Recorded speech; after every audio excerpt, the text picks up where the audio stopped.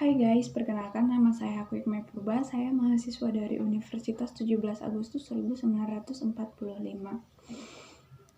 Jadi di video kali ini saya akan membahas film yang berjudul 50-50. Dimana tujuan saya membahas film ini adalah untuk memenuhi tugas kuliah kode etik psikologi serta untuk mengetahui kode etik apa saja yang dilanggar dalam film ini. Film 50-50 ini bercerita tentang seorang pria yang berusia 27 tahun bernama Adam Lerner, dimana di usianya yang 27 tahun ini dia punya kehidupan yang bisa dibilang sempurna. Kenapa? Karena di usianya ini dia itu udah punya karir yang mapan, punya sahabat, punya kedua orang tua yang masih lengkap, serta punya pacar yang cantik bernama Rachel. Namun semuanya itu berubah ketika suatu hari nih Adam lagi jogging, terus dia itu merasa sakit yang teramat di bagian belakang punggungnya. Terus dia pergi ke rumah sakit untuk melakukan pemeriksaan. Setelah diperiksa, ternyata Adam ini didiagnosis menderita kanker tulang belakang. Mendengar hal itu, Adam ini kaget. Kenapa bisa? Padahal dia itu adalah orang dengan pola hidup sehat, tidak merokok, tidak obat-obatan gitu kan. Sama dokter tuh dibilang bisa jadi karena bawaan keturunan atau posisi tidur yang salah dan banyak faktor lainnya tuh. Terus dokter tuh saranin Adam buat kemoterapi sama konseling, mengingat Adam ini kan masih shock sama diagnosisnya tuh. Terus Adam tuh mengiyakan aja. Sesampainya di rumah, Adam nih cari dong live rate-nya orang dengan cancer ini gitu. Setelah dicari, ternyata bikin Adam makin kepikiran gitu kan. Karena apa? Karena live rate-nya itu cuma 50% gitu. Nah, akhirnya Adam tuh memutuskan untuk konseling. Di tempat konseling, Adam tuh kira bakalan dipertemukan dengan konselor yang udah tua, udah berumur gitu kan, udah punya banyak pengalaman. Nah, ternyata dia salah. Psikolognya ini lebih muda dari dia dan baru aja ditempatkan di situ gitu. Nah, nama psikolognya itu Catherine gitu. Butuh waktu yang lama nih bagi Adam buat kasih tahu ke orang tuanya bahwa dia ini didiagnosis cancer. Butuh waktu sekitar 3 hari. Jadi Adam ini ajaklah kedua orang tuanya makan malam di rumahnya gitu. Nah, pas makan malam tuh Adam tuh cerita bahwa dia tuh terkena cancer gitu. Nah, terus mendengar itu ibunya sedih dong. Ibunya bilang, ya udah ibu di sini aja bantuin kamu, jagain kamu gitu. Terus sama Adam tuh bilang nggak usah gitu. Nah, karena kan dia merasa nggak enak, soalnya ternyata ayahnya Adam ini menderita Alzheimer. Kasihan ibunya gitu. Nah, merawat ayahnya yang Alzheimer, merawat Adam lagi yang cancer gitu. Nah, terus Adam bilang nggak usah, nggak apa-apa, ada Rachel kok yang nanti antar jemput aku gitu. Nah, terus Rachel tuh bilang iya, nanti saya yang antar jemput Adam buat kemo gitu. Terus awal-awalnya nih pas antar jemput Adam kemo tuh pacarnya nih Rachel tuh masih selalu tepat waktu, selalu on time gitu kan. Terus lama kelamaan kok makin lama gitu, makin lama. Terus plus lagi kalau ditelepon nggak diangkat gitu. Adam tuh bingung hingga suatu hari nih Rachel tuh izin mau ke pameran seni gitu. Nah, sama Adam tuh dibolehin, ya udah ya gitu. Nah, pada saat di pameran seni ternyata temannya Adam, Kyle namanya, juga ada di situ gitu. Nah, dia itu ngelihat Rachel sama seseorang, tapi bukan sama Adam, sama cowok lain gitu. Nah, mulai tuh temannya Adam tuh kayak itu dalam hati, dapet kamu gitu kan. Terus dia tuh foto gitu kan, ambil bukti buat kasih ke Adam nanti bahwa pacarnya ternyata selingkuh gitu. Nah, terus dia itu foto Rachel tuh sama cowok lain tuh pas di adegan lagi kissing gitu. Terus sampainya di rumah tuh Kel tuh langsung kasih tahu ke Adam, ini loh bukti ternyata Rachel tuh ternyata selingkuh dari kamu gitu. Nah, awalnya Adam tuh nggak percaya gitu. Nah setibanya Rachel tuh di rumah, Adam tuh tanya, ini beneran nggak sih ini gitu. Nah awalnya Rachel tuh nggak ngaku gitu, nah nggak ngaku, dia enggak, aku nggak ada selingkuh kok gitu. Terus lama-kelamaan akhirnya dia ngaku, iya aku selingkuh gitu. Mendengar hal itu Adam tuh makin stres dong gitu, secara kan dia tuh lagi sakit, diselingkuhin lagi gitu. Nah jadi dia tuh makin aduh gak banget gitu kan. Terus malam itu juga akhirnya Rachel tuh diusir Adam dari rumahnya, karena kan selama mereka pacaran nih, Rachel tuh tinggal serumah sama Adam.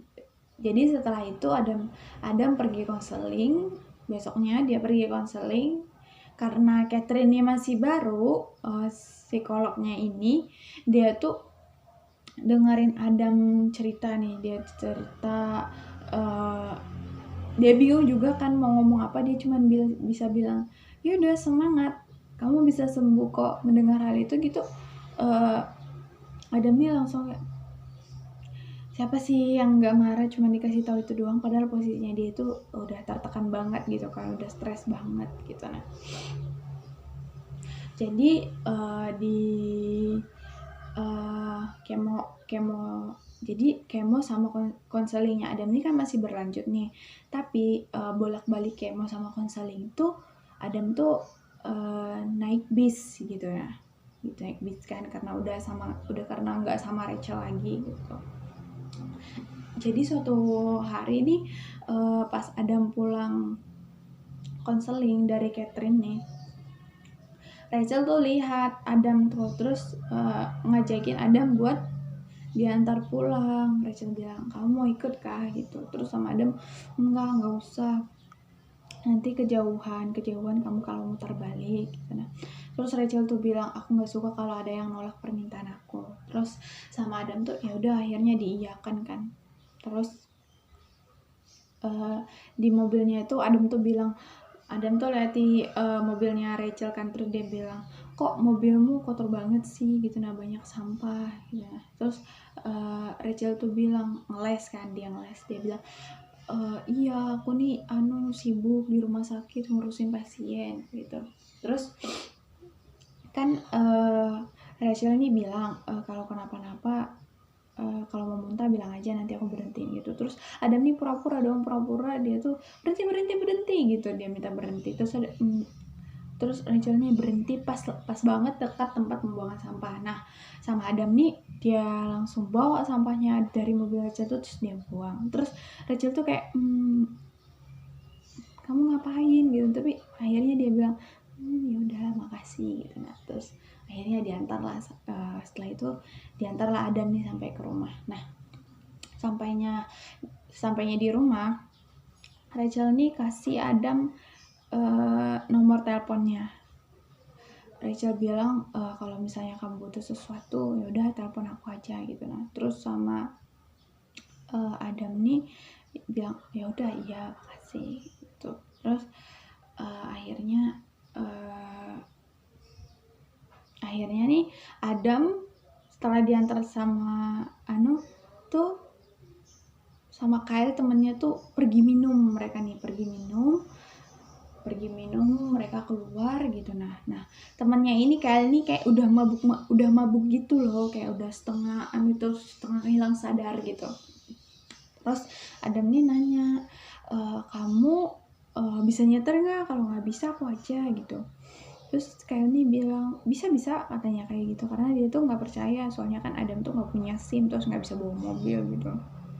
Terus Adam tuh bilang bisa, aku aja yang bawa katanya kayak gitu. Nah pas Adam nih bawa mobilnya Kyle nih, ternyata dia tuh bawanya kebut-kebutan, lawan arah gitu. Nah ternyata dia tuh dalam pikirannya tuh dia tuh pengen ngakhirin hidup dia, karena dia tuh udah stres banget gitu kan. Terus terus itu Kyle tuh marahin dia gitu. Nah apaan sih kamu gitu. Terus Adam nih juga marahin Kyle, karena Kyle tuh marahin dia gitu. Nah akhirnya setelah mobilnya itu berhenti, Adam nih nyuruh Kyle keluar. Nah dalam mobil tuh Adam nih teriak melampiaskan kekesalannya gitu. Nah terus setelah itu dia tuh ambil HP-nya, dia tuh mau nelpon seseorang gitu kan. Jadi kayak tuh lihat langsung kayak bilang, jangan coba-coba ya kamu nelpon wanita itu lagi. Nah, terus Adamnya langsung nelpon, pencet nomor nih, ternyata yang menjawab itu adalah Catherine. Ternyata Adam nih nelpon Catherine. Jadi terus ada Catherine jawab, iya ada apa Adam gitu. Nah kok jam segini nelpon gitu. Terus Adam tuh nanya, kamu lagi ngapain, jam segini kok belum tidur gitu, bla bla bla, ditanyain gitu. Nah terus dia tuh akhirnya dia bilangin, aku harap kamu tuh jadi pacar aku, dia bilang kayak gitu loh. Terus mendengar itu Kelly tuh cuma jawab, ini sudah malam, baiknya kamu istirahat, kan besok kamu operasi gitu katanya. Terus besoknya Adam ini operasi. Di ruang operasi itu kita lihat tuh Adam tuh udah di ranjang operasi kan. Terus Adam nih minta maaf sama kedua orang tuanya gitu. Nah terus orang tuanya tuh juga meluk Adam gitu kan, nangis sedih lihat anaknya bakalan dioperasi gitu. Bahkan ibunya itu nggak sanggup buat lepasin pelukannya Adam gitu. Setelah Adam dibius, kedua orang tuanya tuh nunggu di ruang tunggu. Awalnya sih kayak ini di luar gitu karena nggak sanggup melihat temennya dioperasi gitu, nggak sanggup bakalan ngelihat temennya tuh Adam tuh bakalan dioperasi. Tapi akhirnya dia masuk ke dalam di ruang tunggu nemenin orang tuanya Adam. Terus di sisi lain nih, Catherine ini juga khawatir, kepikiran, duh gimana ya Adam, aku juga pengen liatin gitu. Nah aku juga pengen nemenin, nungguin gitu sampai selesai operasi, karena kan posisinya Catherine ini juga lagi nangani pasien gitu kan. Terus setelah itu Catherine, setelah selesai pekerjaannya, Catherine tuh langsung ke rumah sakit tempat Adam operasi gitu. Nah ketika di ruang tunggu tuh Catherine tuh bersama temennya sama orang tuanya Adam. Catherine tuh kenalin dirinya, hai nama aku Catherine, aku psikolognya Adam gitu. Nah setelah itu beberapa saat kemudian dokter nih keluar. Dokter nih bilang Adam tuh selamat. Dokter juga bilang kemungkinan ada komplikasi, tapi 100% Adam tuh bisa sembuh tuh. Terus di akhir scene tuh kita diperlihatkan tuh rambut Adam tuh udah tumbuh.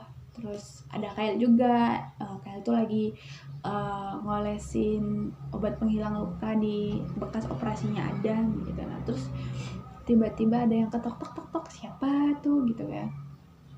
Ternyata setelah dibuka tuh Catherine tuh bawain pizza. Jadi Catherine sama Adam ini ngedate guys. Jadi mereka itu pacaran gitu kan. Akhirnya ya begitu, mereka makan pizza bersama di rumah Adam dan ya filmnya selesai gitu. Jadi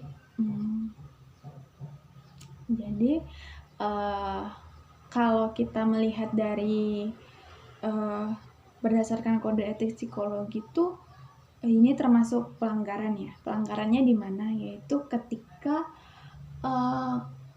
psikolog ada hubungan dengan pasiennya. Itu tertulis dalam pasal 16 tentang hubungan majemuk.